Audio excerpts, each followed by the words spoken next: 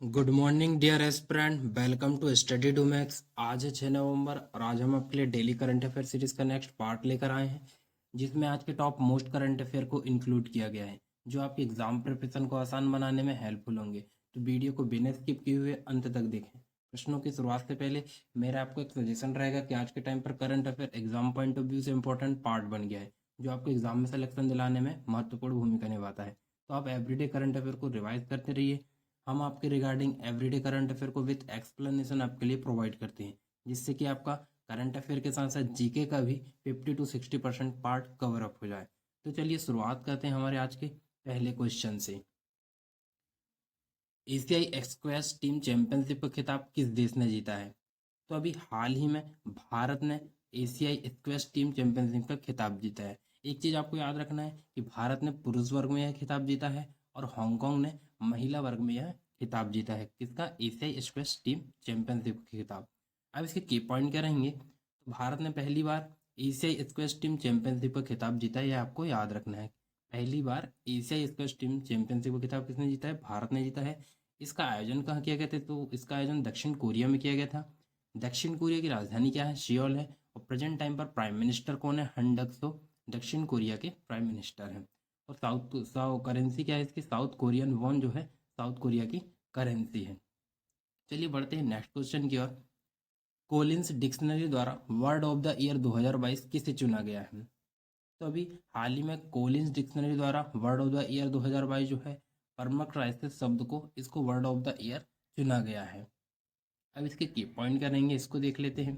तो परमा क्राइसिस जो एक शब्द है जो अस्थिरता और असुरक्षा के एक विस्तारित अवधि का वर्णन करता है। ठीक है, एक अस्थिरता और असुरक्षा को यह दर्शाता है परमा क्राइसिस शब्द। ये आपको याद रखना है, वेरी एमपी क्वेश्चन। और 2021 में वर्ड ऑफ द ईयर किसे दिया गया था? एनएफटी को 2021 का वर्ड ऑफ द ईयर दिया गया था। चलिए नेक्स्ट क्वेश्चन। हाल ही में किस पैरामिलिट्री फोर्स में पहली बार 2 महिला अधिकारियों को आईजी रैंक पर पदोन्नत किया गया है?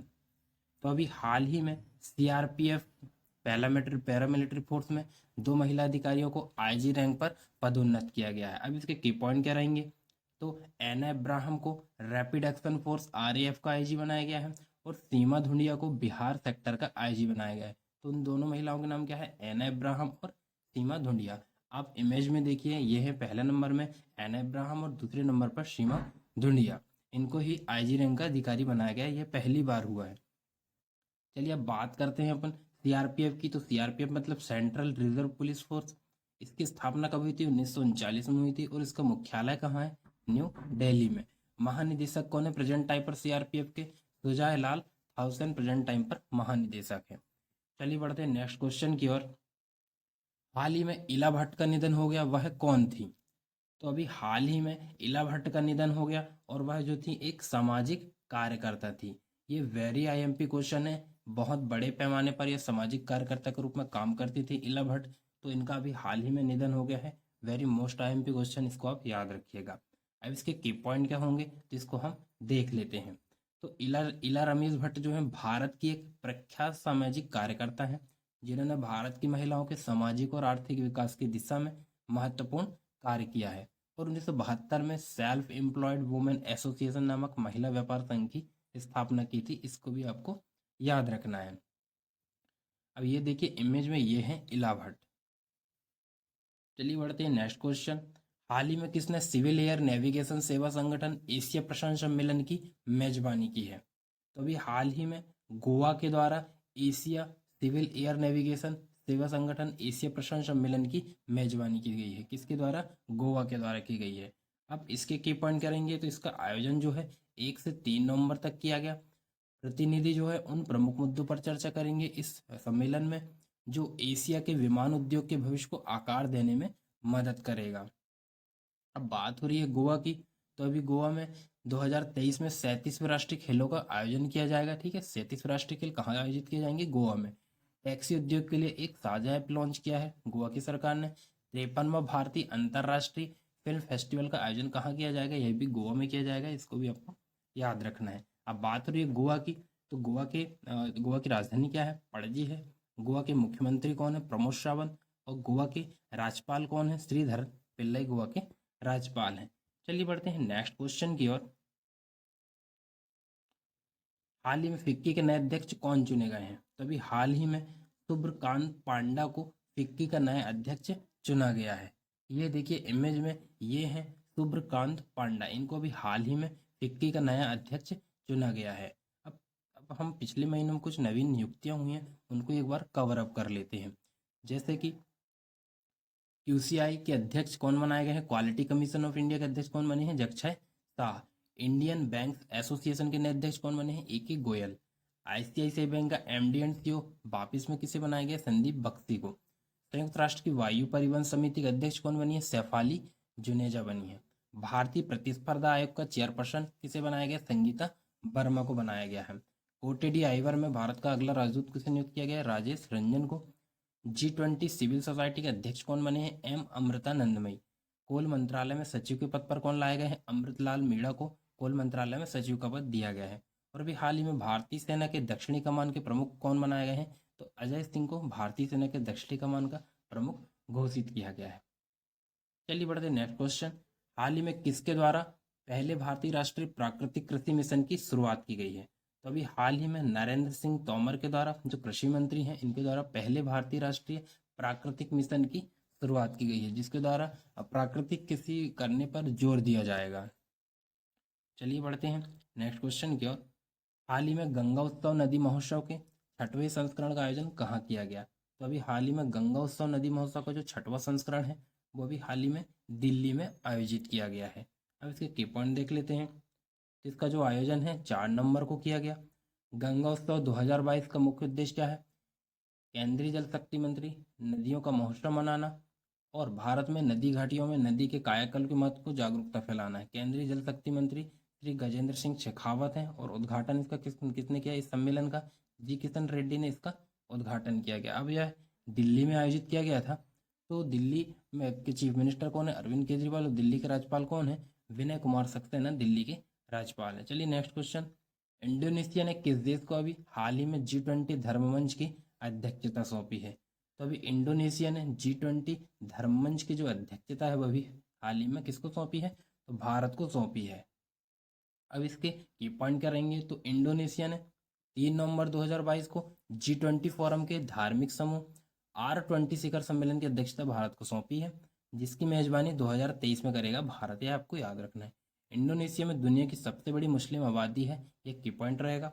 अब बात हो रही है इंडोनेशिया की, तो इंडोनेशिया की राजधानी जकार्ता है। प्रेजेंट टाइम पर राष्ट्रपति कौन है? जोको विडोडो इंडोनेशिया के राष्ट्रपति हैं। चलिए नेक्स्ट क्वेश्चन। किस राज्य में हाल ही में बाजी राउत राष्ट्रीय फुटबॉल टूर्नामेंट का उद्घाटन हुआ है? तो अभी हाल ही में उड़ीसा में बाजी राउत राष्ट्रीय फुटबॉल टूर्नामेंट का उद्घाटन किया गया है। अब बात हो रही उड़ीसा की, तो अभी उड़ीसा ने संविदा भर्तियों को पूर्ण रूप से समाप्त कर दिया गया। उड़ीसा सरकार के द्वारा अग्नि प्राइम बैलिस्टिक मिसाइल का सफल परीक्षण किया गया है। डीजीसीए ने जयपुर हवाई अड्डा जो कहाँ है? उड़ीसा में, इसको लाइसेंस प्रदान किया है। किसानों के लिए साझा क्रेडिट पोर्टल एक सफल की शुरुआत की गई है। आपदाओं से निपटने के लिए आपदा प्रबंधन योद्धाओं को तैयार करेगा। देश का दूसरा राष्ट्रीय मॉडल वैदिक स्कूल का उद्घाटन कहाँ किया गया है? पुरी में। मत्स्य आखेट पर 7 माह का प्रतिबंध लगाया गया है। राज्य सरकार ने बच्चों के अनुकूल पुलिस थानों की भी घोषणा कर दी है। बात हुई उड़ीसा की, तो उड़ीसा की राजधानी क्या है? भुवनेश्वर है। उड़ीसा के मुख्यमंत्री कौन है? नवीन पटनायक। और उड़ीसा के राज्यपाल कौन है? प्रोफेसर गणेशी लाल उड़ीसा के राज्यपाल हैं। चलिए नेक्स्ट क्वेश्चन। कौन हाल ही में इजराइल के नए प्रधानमंत्री के रूप में नामित हुए हैं? तो अभी हाल ही में बेंजामिन नेतन्याहू को इजराइल का नया प्रधानमंत्री नियुक्त किया गया है।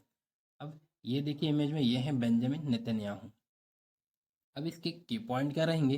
तो अभी जो इजराइल की कैपिटल क्या है? जेरूशलम है। और इजराइल के प्राइम मिनिस्टर कौन है?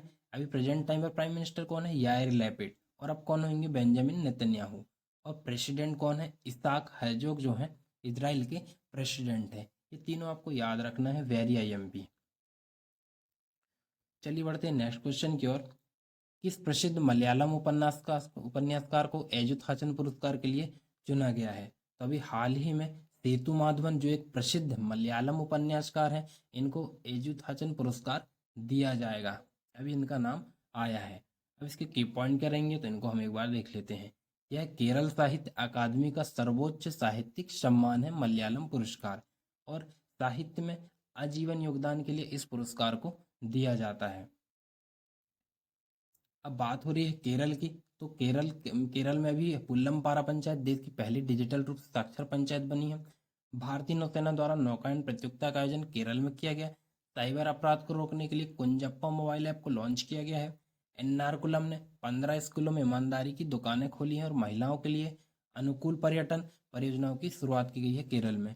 ट्रैक एशिया कप 2022 का आयोजन कौन करेगा? तो केरल करेगा, यह भी आपको याद रखना है। बात हो रही है केरल की। तो केरल की राजधानी क्या है? तिरुवनंतपुरम। केरल के चीफ मिनिस्टर कौन है? केरल के चीफ मिनिस्टर आपको कमेंट करना है। केरल के राज्यपाल कौन है? आरिफ मोहम्मद खान। चलिए नेक्स्ट क्वेश्चन। असम और किस राज्य के राज्यपाल ने NII व्यापार मेले का उद्घाटन किया है? तो अभी असम और नागालैंड राज्य के राज्यपाल ने NII व्यापार मेले का उद्घाटन किया है।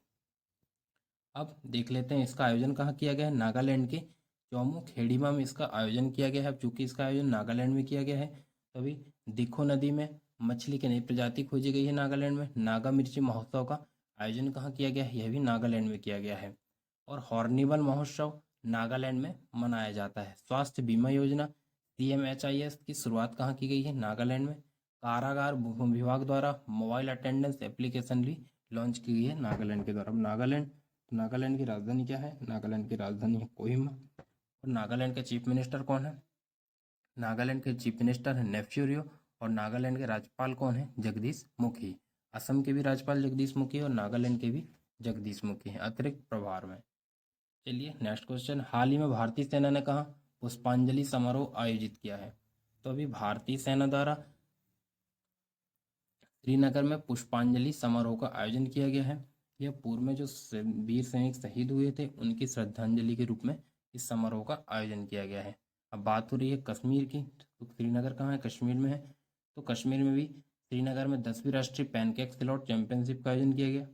6वीं एशियाई पैनकेक सिलौट चैंपियनशिप का आयोजन श्रीनगर में किया गया। प्रधानमंत्री शहरी आवास योजना में सर्वश्रेष्ठ प्रदर्शन करने वाला केंद्र शासित राज्य कौन बना है? जम्मू कश्मीर। श्रीनगर में शौर्य दिवस समारोह का आयोजन किया गया। और चिनाब वाइट वाटर राफ्टिंग महोत्सव का आयोजन भी कहाँ किया गया है? यह भी श्रीनगर में किया गया। बात करें श्रीनगर की, तो यह जम्मू कश्मीर की राजधानी है।